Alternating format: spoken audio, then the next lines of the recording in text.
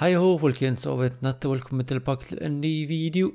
Mitt navn Bludud, og vi skal nå fortsette på å spille Little Orpheus. For det vi så fra slutten i forrige episode, så tror vi hele var over. Men jeg ser igjen på listen her at vi har en episode til å spille, og la oss se hva dette er for noe. Vi så noe, gikk ut med Loika her, og kanskje det er friheten dette her de gjelder. Livet etterpå. Who's the best space dog? Oh. Где моя хорошая, хорошенькая моя, ты просто космическая. Engelsk, please. Hey? Who's the best hairy cosmonaut? Bark, bark. It is indeed a lovely sunset, and it reminds me of the skies of Perun. I didn't? I never told you about the wonderful Sky City? Well, it was an extraordinary place, but one filled with dangers. Skal vi fortelle en ny It might have historie been her nå? simple for you to cross it, but you were in a space capsule. I had to rely on my own 2 feet, my noshki. Feet which, I might add, had just crossed the interior, beaten the villain Toll, and helped inspire the Myank to a workers' revolution. Oh, that's all very easy for you to say, but your idea of civilized behavior is licking your own bottom in public. No. My adventures above the clouds were filled with untold dangers, death-defying escapes, and some really quite extraordinarily large Bielaribica. And it happened like this. Ja, en ny historie å fortsette på. La oss se hva dette blir på. Weeks had passed since I left Plutonia, and one evening, exhausted, I simply fell asleep at the foot of a strange windmill. Huh. And when I awoke, well, that thought didn't cross my mind. I was exhausted after all. This is besides the point, my nosy canine friend. What matters is this. When I awoke, the windmill and the ground around it had been carried high into the air. What magic was this? Что за магия? As unlikely, perhaps, as a suitcase-sized dog orbiting the center of the Earth for many years. Quite. Så jeg som tror dette er en handling mellom Quick as a flash, Kakmonia, my training leapt into play, and I began to paddle the strange contraption through the clouds in search of answers. It is entirely possible that a miller who owns a windmill capable of levitating high into the air may also own a flying machine. Oh, now you're just being silly. Får vi gå i land her da? Utforske. Jeg liker de værballongene i bakgrunnen her, og det himmelske stedet, for å si sånn. Jeg lurer på om jeg kan hoppe inn i dette her. Det kan jeg.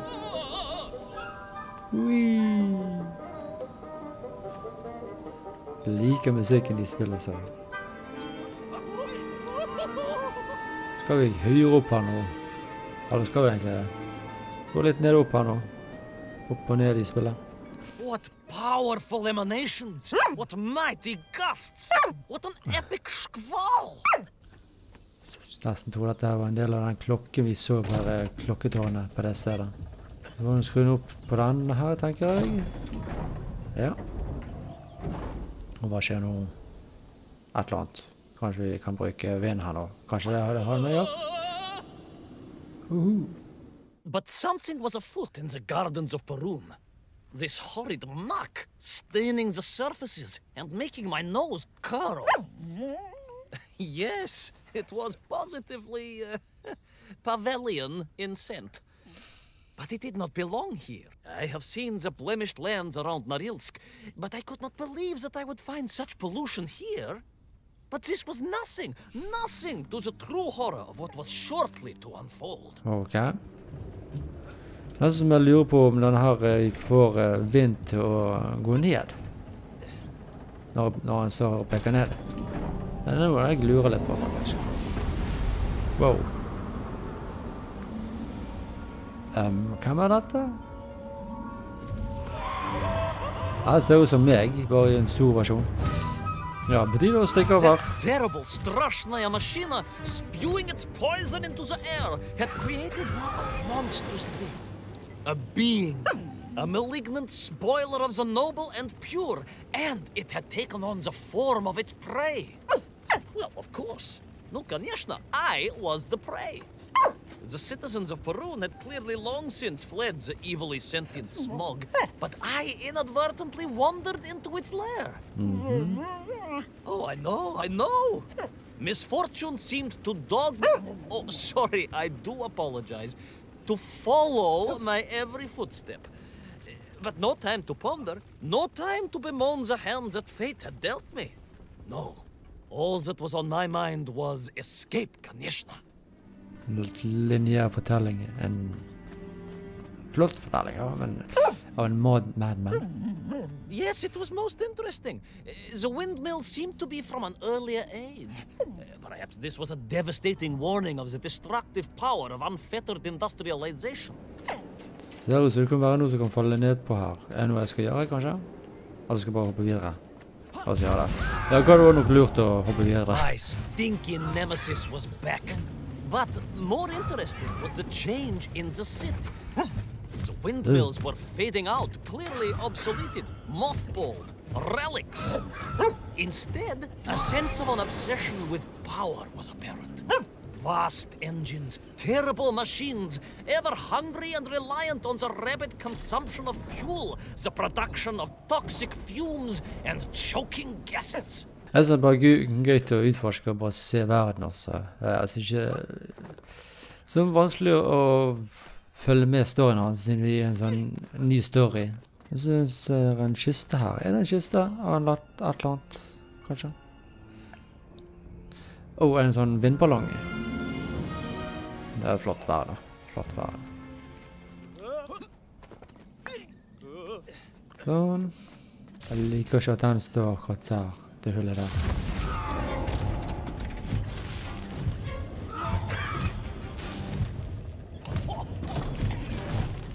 Jeg var ikke kjapp nok.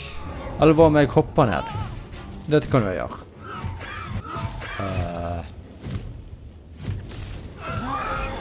Han forsvinner i hvert fall. Det var et triks, jeg var bare å gå rundt den en gang til. Sånn. Kan jeg faktisk gå på her trygt. Sånn, nydelig. Ta tak i dette til her. Opp, sånn. Kan jeg gå opp i denne? Nei, det kan jeg ikke. Så tenker vi må hoppe over her da. Ja. Et nytt tøv å ta tak i.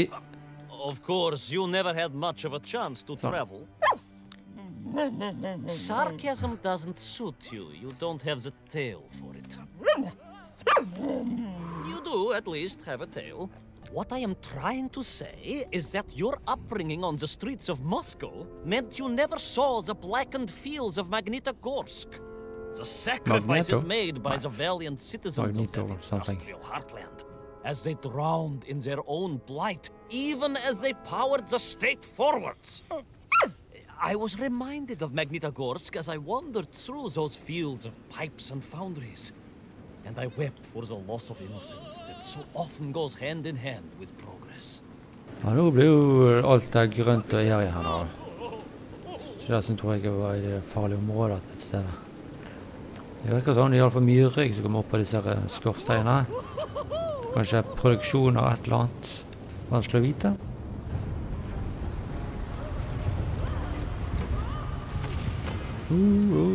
En ballong ut på villspor. Nå er skaden av også, ser det ut? Nei. Jo, jeg er det. Det halter litt grann. Så får ikke stor nok fart da, så jeg kan ikke hoppe. Jeg kan bare klatre over de her steinene der. Så er den ballongen der i bakgrunnen der. Ja. Den som lurte meg jeg skulle henge meg på. Indeed! I just evaded the slimy, oily grasp of that man-made Vadzinoi, his petroleum stink clogging my nostrils and making my head thump. And I felt a great stirring within me. This was no volcanic upbubbling of gastric malintent. No, it was the roaring fires of justice once more ignited within me. I felt a swell of patriotic fervor and knew the hand of destiny had fallen on me once more. Yes, what a hand it was! I could not see this great wonder sink into an abyss of poison and bile. The Perunians may have been forced to abandon their city, but I had saved the world once before and was ready to answer the call again. Ja. Det noe mer. Nesten tror jeg skal avslutte der. Det hadde vært noe hvis det bare avslutter akkurat sånn. Det er mer. Jeg har ikke noe imot. Men jeg hadde heller ikke noe imot hvis jeg avslutter der. What strange metal Bielaribitsa clearly designed to swim through the air. I was amazed. But these were no ordinary flying metal fish. They were designed to expel air, fresh air, and push back the polluted clouds. Det er bra at det så den der... Jeg kunne snu på den, leveren. Og tak i denne spaken. Hva skjer nå? Ok, det er vind her. Jeg må opp her. Så går vi ned på her. There is of course a fine tradition of looking to nature to solve problems of a scientific or military persuasion. No, that is because you are a small, hairy hound of uncertain parentage. I, on the other hand, am a cosmonaut, the product of many months of training, and I realized the answer to pollution was here all along. The Perunians, tragically, had simply never had time to finish their feed. If only I could find a working, flying fish. If only. It made perfect sense, of course. The poisonous Tuhata that engulfed Perun was like a nasty cold. And you know what to do with a cold to rid yourself of it. You may not get colds, but nor can you operate pea-shelling machinery. Yes, if I could find a functional fish, I would become that onion. Så er det 3 spaker her. Så la oss se hva som skjer med denne midten. Gå den på. Vi tar den første da. Tok visst rett kombinasjon, jeg. Haha, ganske greit og enkelt. Nice. Ta den binden der på, tenker jeg. Jep. Så går vi inn i her. Inn i røret.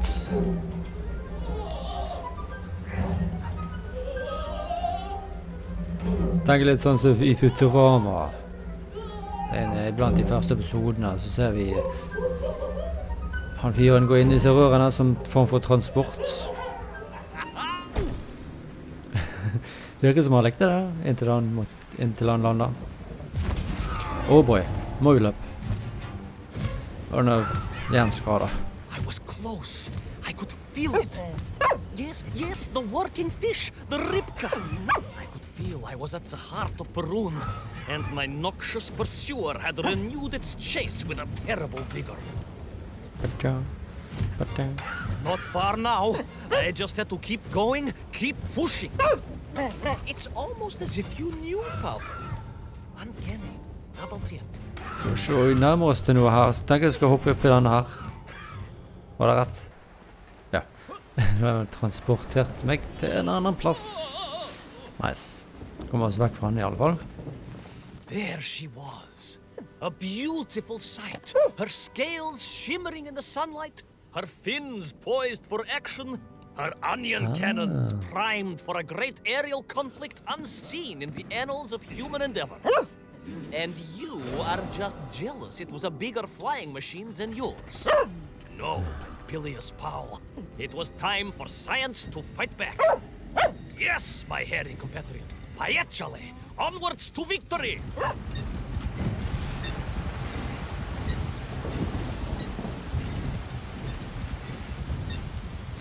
Oh boy. Dette er så trygt.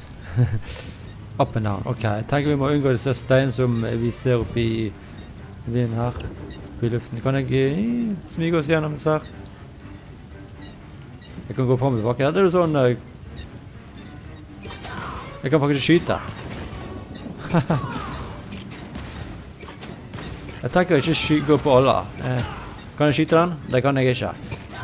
Så vi må... Jeg kan treffe. Ble det skadet der? Sånn, går vi frem her. Oh boy. Skyt med... Det var litt artig. Dette var litt artig. Opp.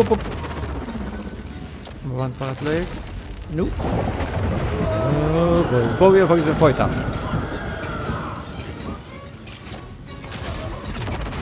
Jeg tar ble truffet her? No. Hvordan skal vi ta denne fighten her? Jeg er ikke sikker på. Jeg er bare på fyreløse på alt jeg ser i her.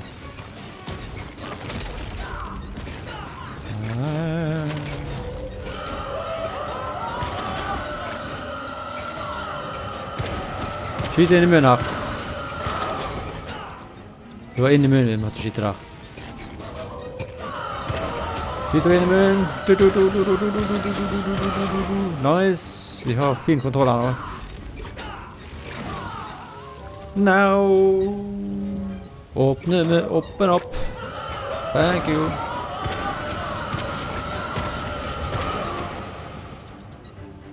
Jeg er på siste fase muligens, I don't know.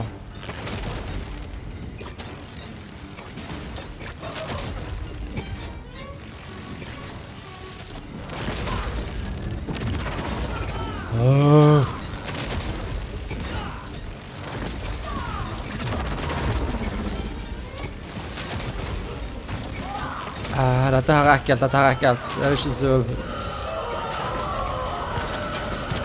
Fyr! Klarte jeg det her nå?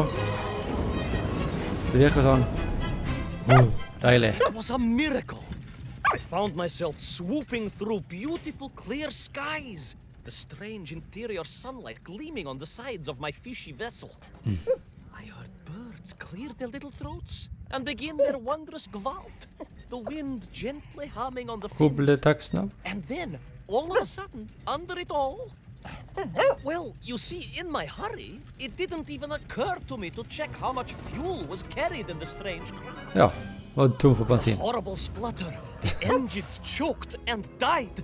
And suddenly we were plummeting downwards towards our doom. I did not. A simple mistake that many have made. So, there I was. My fabulous ship had become a terrible prison. I was hurtling to my almost certain death. My triumph turned to tragedy. But then... Well, you know what happened next. Even so, moi magnati drug. That is a story for another time. A most extraordinary story, of course, filled with dangers and wonders, and canals, and invasions, and strange doorways to other worlds. Ja, du. But perhaps too long a story for now. Man liker å fortelle. Sorry, yes, indeed, my canine Tavarish. Time for soup. Auntie Agrafina's famous borscht. Coming? Ja, denne siste biten her føles litt unødvendig. Men det er jo litt en sånn fin anledning til å snakke med Laika, hunden, som vi er blitt god venn med. Det er jo så mye dialog og episoder. Denne her var litt sånn ekstra lang, så jeg tror jeg kommer til å kutte den ned, og så enkelte dialog blir nok kommet til å kutte vekk da, siden dette var en sånn lang episode. Ja, men det er jo ferdig med dette spillet her da. Hva blir neste? Du kan jo selvfølgelig komme med forslag i kommentarfeltet under videoen hvis du har lyst til det. Så hvis du da er ny til kanalen, må du selvfølgelig abonnere. Til noen kom så trykk på tommel opp, så at noe pris på. Så inntil neste gang, folkens, snakkes med deg. Hei ho! Yo, listen up, here's a story about a little guy that lives in a blue world. And all day